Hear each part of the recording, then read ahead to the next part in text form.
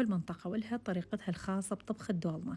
أنا أطبخها بهالشكل، حامضة وحارة تجنن، كلش طيبة، جربوها متأكدة راح تعجبكم.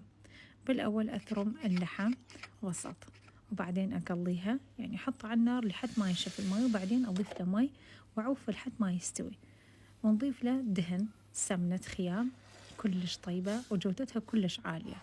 غسلت كوبين تمن قصير الحبة، ونضيف فلفل أسود وملح وليمون وبابريكا وشبنت وبصل وطماطة واللحم المسلوق ومعجون طماطة خيام جودتها كلش عالية طيبة ولونه كلش حلو.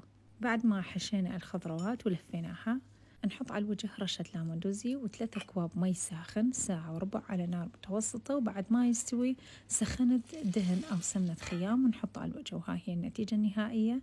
أتمنى تجربوها، متأكدة راح تعجبكم، وعلينا وعليكم بألف عافية.